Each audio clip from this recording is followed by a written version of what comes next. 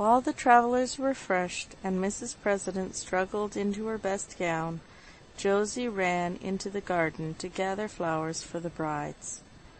The sudden arrival of these interesting beings had quite enchanted the romantic girl, and her head was full of heroic rescues, tender admiration, dramatic situations, and feminine wonder as to whether the lovely creatures would wear their veils or not. She was standing before a great bush of white roses, culling the most perfect for the bouquets which she meant to tie with the ribbon festooned over her arm, and lay on the toilette tables of the new cousins as a delicate attention. A step startled her, and looking up she saw her brother coming down the path with folded arms, bent head, and the absent air of one absorbed in deep thought. "Sophy Wackles," said the sharp child with a superior smile as she sucked her thumb, just pricked by a too eager pull at the thorny branches. "What are you at here, mischief?" asked Demi, with an Irving-esque start, as he felt rather than saw a disturbing influence in his daydream. "Getting flowers for our brides. Don't you wish you had one?" answered Josie, to whom the word mischief suggested her favorite amusement. "A bride or a flower?" asked Demi calmly, though he eyed the blooming bush as if it had a sudden and unusual interest for him. "Both. You get the one, and I'll give you the other." "Wish I could," and Demi picked a little bud, with a sigh that went to Josie's warm heart. "Why don't you, then? It's lovely to see people so happy. Now's a good time to do it if you ever mean to. She will be going away forever soon." "Who?" and Demi pulled a half-opened bud, with a sudden colour in his own face, which sign of confusion delighted little Joe. "Don't be a hypocrite. You know I mean Alice. Now, Jack, I'm fond of you and want to help. It's so interesting, all these lovers and weddings and things, and we ought to have our share. So you take my advice and speak up like a man, and make sure of Alice before she goes." Demi laughed at the seriousness of the small girl's advice, but he liked it, and showed that it suited him by saying blandly, instead of snubbing her as usual, "You are very kind, child. Since you are so wise, could you give me a hint how I'd better speak up, as you elegantly express it?" "Oh, well, there are various ways, you know. In plays the lovers go down on their knees, but that's awkward when they have long legs. Ted never does it well, though I drill him for hours. You could say, 'Be mine, be mine,' like the old man who threw cucumbers over the wall to Mrs. Nickleby, if you want to be gay and easy. Or you could write a poetical pop. You've tried it, I dare say. But seriously, Joe, I do love Alice, and I think she knows it. I want to tell her so, but I lose my head when I try, and don't care to make a fool of myself. Thought you might suggest some pretty way. You read so much poetry and are so romantic." Demi tried to express himself clearly, but forgot his dignity and his usual reserve in the sweet perplexity of his love, and asked his little sister to teach him how to put the question which a single word can answer. The arrival of his happy cousins had scattered all his wise plans and brave resolutions to wait still longer. The Christmas play had given him courage to hope, and the oration today had filled him with tender pride, but the sight of those blooming brides and beaming grooms was too much for him, and he panted to secure his Alice without an hour's delay. Daisy was his confidant in all things but this. A brotherly feeling of sympathy had kept him from telling her his hopes, because her own were forbidden. His mother was rather jealous of any girl he admired, but knowing that she liked Alice, he loved on, and enjoyed his secret alone, meaning soon to tell her all about it. Now, suddenly, Josie and the rosebush seemed to suggest a speedy end to his tender perplexities, and he was moved to accept her aid as the netted lion did that of the mouse. "I think I'll write." He was slowly beginning, after a pause during which both were trying to strike out a new and brilliant idea. "I've got it! "Perfectly lovely. Just suit her, and you too, being a poet," cried Josie with a skip. "What is it? Don't be ridiculous, please," begged the bashful lover, eager, but afraid of this sharp-tongued bit of womanhood. "I read in one of Miss Edgeworth's stories about a man who offers 3 roses to his lady, a bud, a half-blown, and a full-blown rose. I don't remember which she took, but it's a pretty way, and Alice knows about it because she was there when we read it. Here are all kinds. You've got the 2 buds. Pick the sweetest rose you can find, and I'll tie them up and put them in her room. She is coming to dress with Daisy, so I can do it nicely."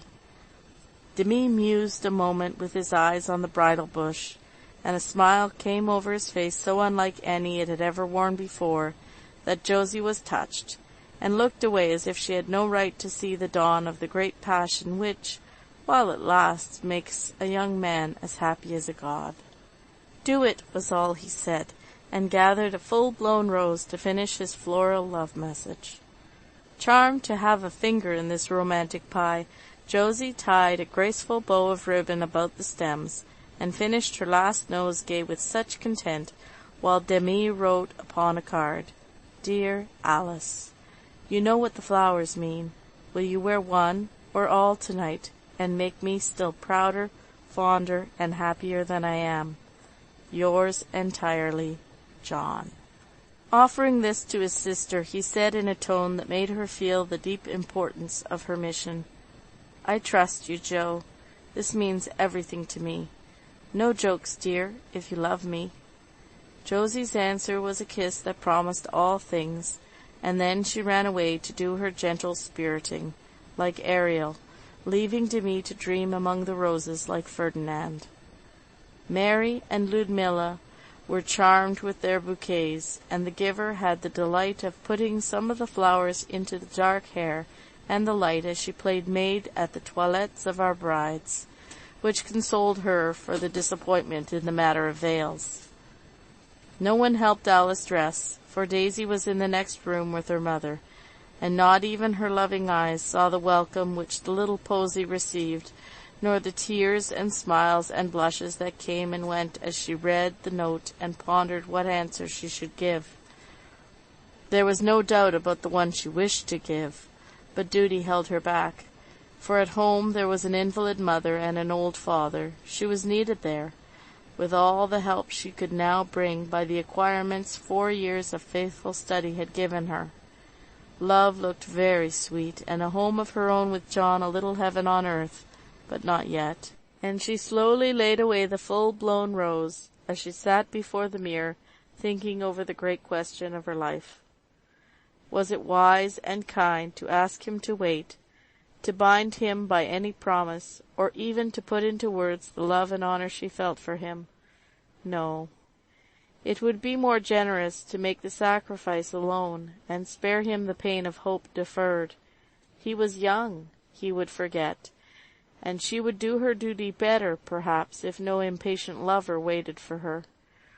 With eyes that saw but dimly, and a hand that lingered on the stem he had stripped of thorns, she laid the half-blown flower by the rose, and asked herself if even the little bud might be worn.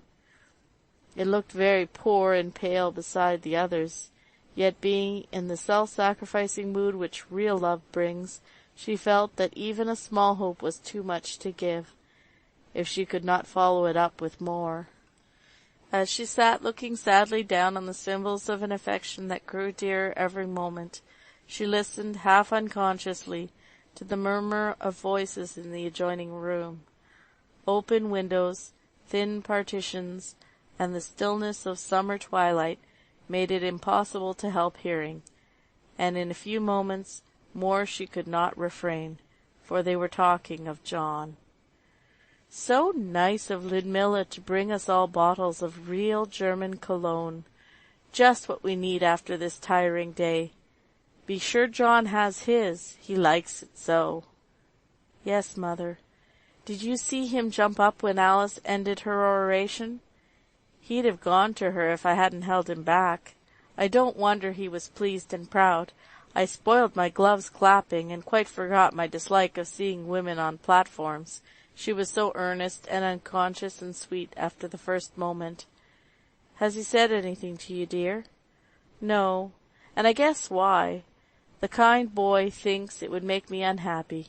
It wouldn't, but I know his ways, so I wait and hope all will go well with him. It must.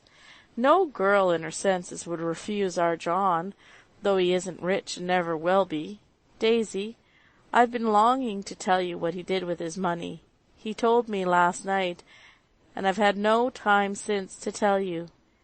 He sent poor young Barton to the hospital, and kept him there till his eyes were saved, a costly thing to do.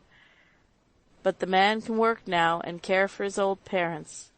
He was in despair, sick and poor and too proud to beg, and our dear boy found it out and took every penny he had and never told even his mother till she made him."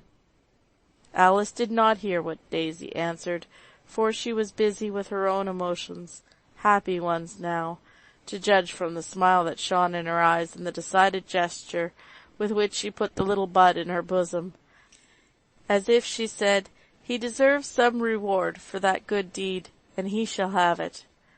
Mrs. Meg was speaking, and still of John, when she could hear again.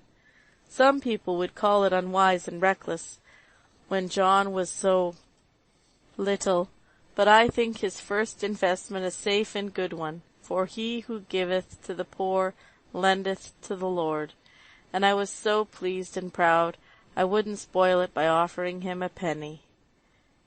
It is his having nothing to offer that keeps him silent, I think. He is so honest, he won't ask till he has much to give. But he forgets that love is everything. I know he's rich in that. I see and feel it, and any woman should be glad to get it. Right, dear. I feel just so, and was willing to work and wait with and for my John. So she will be, and I hope they will find it out. But she is so dutiful and good, I'm afraid she won't let herself be happy. You would like it, mother?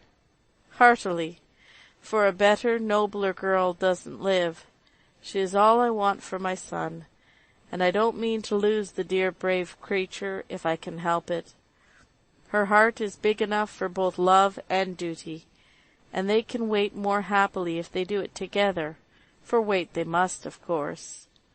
I'm so glad his choice suits you, mother, and he is spared the saddest sort of disappointment." Daisy's voice broke there, and a sudden rustle, followed by a soft murmur, seemed to tell that she was in her mother's arms, seeking and finding comfort there. Alice heard no more, and shut her window with a guilty feeling but a shining face, for the proverb about listeners failed here, and she had learned more than she dared to hope. Things seemed to change suddenly. She felt that her heart was large enough for both love and duty. She knew now that she would be welcomed by mother and sister, and the memory of Daisy's less happy fate, Nat's weary probation, the long delay and possible separation forever, all came before her so vividly that prudence seemed cruelty, self-sacrifice, sentimental folly, and anything but the whole truth disloyalty to her lover. As she thought thus, the half-blown rose went to join the bud, and then, after a pause, she slowly kissed the perfect rose, and added it to the telltale group, saying to herself with a sort of sweet solemnity, as if the words were a vow, "I'll love and work and wait with and for my John." It was well for her that Demi was absent when she stole down to join the guests, who soon began to flow through the house in a steady stream. The new brightness which touched her usually thoughtful face was easily explained by the congratulations she received as orator, and the slight agitation observable when a fresh batch of gentlemen approached soon passed, as none of them noticed the flowers she wore over a very happy heart. Demi, meantime, was escorting certain venerable personages about the college, and helping his grandfather entertain them with discussion of the Socratic method of instruction, Pythagoras, Pestalozzi, Froebel, and the rest, whom he devoutly wished at the bottom of the Red Sea, and no wonder, for his head and his heart were full of love and roses, hopes and fears. He piloted the potent, grave, and reverend signors safely down to Plumfield at last, and landed them before his uncle and Aunt Bear, who were receiving in state, the one full of genuine delight in all men and things, the other suffering martyrdom with a smile as she stood shaking hand after hand, and affecting utter unconsciousness of the sad fact that ponderous Professor Plock had camped upon the train of her state and festival velvet gown. With a long sigh of relief, Demi glanced about him for the beloved girl. Most persons would have looked some time before any particular angel could be discovered among the white-robed throng in parlours, hall, and study, but his eye went, like the needle to the pole, to the corner where a smooth, dark head, with its braided crown, rose like a queen's, he thought, above the crowd which surrounded her. Yes, she has a flower at her throat. 1, 2, oh, blessed sight! He saw it all across the room, and gave a rapturous sigh which caused Miss Perry's frizzled crop to wave with a sudden gust. He did not see the rose, for it was hidden by the fold of lace, and it was well, perhaps, that bliss came by installments, or he might have electrified the assembled multitude by flying to his idol, there being no daisy to clutch him by the coat-tail. A stout lady, thirsting for information, seized at that thrilling moment, and he was forced to point out celebrities with a saintly patience which deserved a better reward than it received, for a certain absence of mind and incoherence of speech at times caused the ungrateful dowager to whisper to the first friend she met after he had escaped, "I saw no wine at any of the spreads, but it is plain that young Brooke has had too much. Quite gentlemanly, but evidently a trifle intoxicated, my dear." Ah, so he was, but with a diviner wine than any that ever sparkled at a class-day lunch, though many collegians know the taste of it, and when the old lady was disposed of, he gladly turned to find the young one, bent on having a single word. He saw her standing by the piano now, idly turning over music as she talked with several gentlemen. Hiding his impatience under an air of scholastic repose, Demi hovered near, ready to advance when the happy moment came, wondering meantime why elderly persons persisted in absorbing young ones, instead of sensibly sitting in corners with their contemporaries. The elderly persons in question retired at length, but only to be replaced by 2 impetuous youths, who begged Miss Heath to accompany them to Parnassus and join the dance.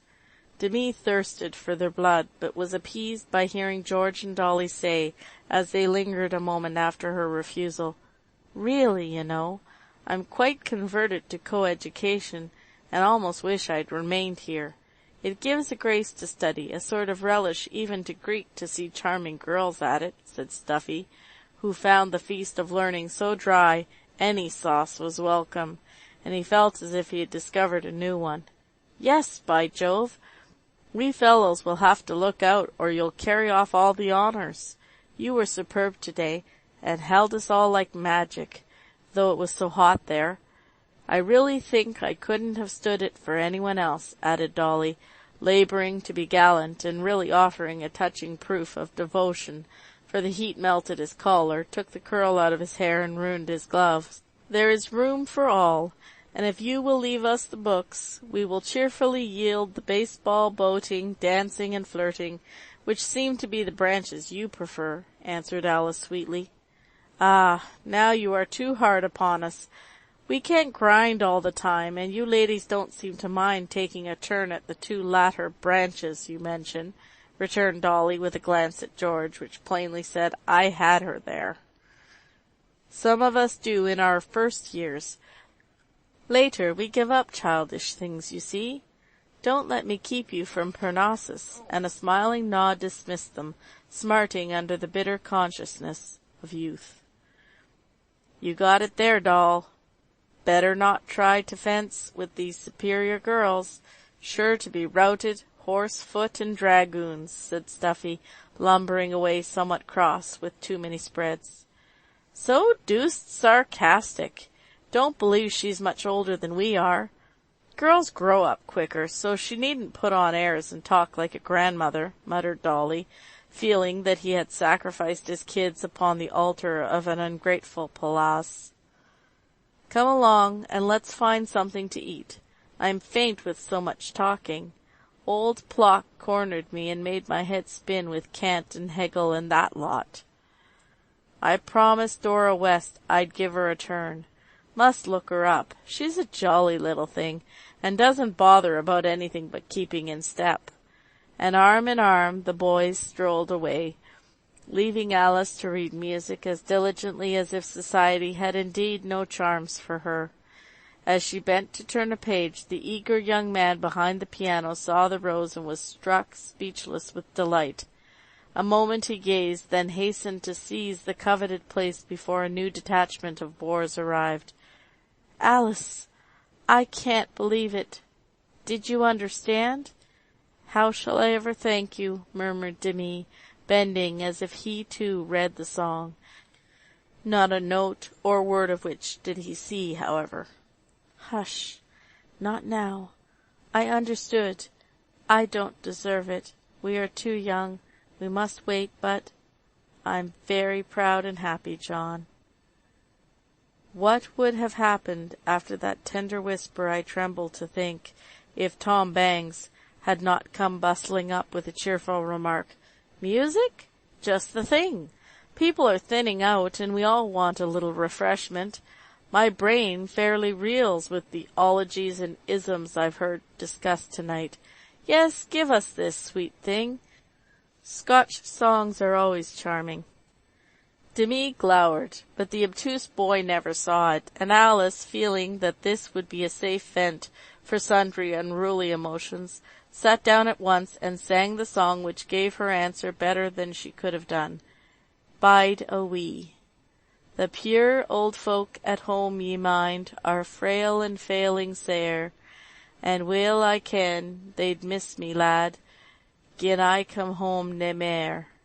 The grist is out, the times are hard, the kine are only 3. I canna leave the old folk now, we'd better bide a wee. I fear me sair they're failing baith, for when I sit apart, they talk o' heaven so earnestly, it well nigh breaks my heart. So, laddie, dinna urge me now, I surely winna be. I cannot leave the old folk yet, we'd better bide a wee." The room was very still before the first verse ended, and Alice skipped the next, fearing she could not get through, for John's eyes were on her, showing that he knew she sang for him, and let the plaintive little ballad tell what her reply must be. He took it as she meant it, and smiled at her so happily that her heart got the better of her voice, and she rose abruptly, saying something about the heat. "Yes, you are tired. Come out and rest, my dearest," and with a masterful air Demi took her into the starlight, leaving Tom to stare after them, winking as if a skyrocket had suddenly gone off under his nose. Bless my soul! The deacon really meant business last summer, and never told me. Won't Dora laugh? And Tom departed in hot haste to impart and exult over his discovery. What was said in the garden was never exactly known, but the Brooke family sat up very late that night, and any curious eye at the window would have seen Demi receiving the homage of his womankind as he told his little romance. Josie took great credit to herself in the matter, insisting that she had made the match. Daisy was full of the sweetest sympathy and joy, and Mrs. Meg so happy that when Joe had gone to dream of bridal veils, and Demi sat in his room blissfully playing the air of Bide a Wee, she had her talk about Nat, ending with her arms round her dutiful daughter, and these welcome words as her reward. Wait till Nat comes home, and then my good girl shall wear white roses too. End of chapter 19.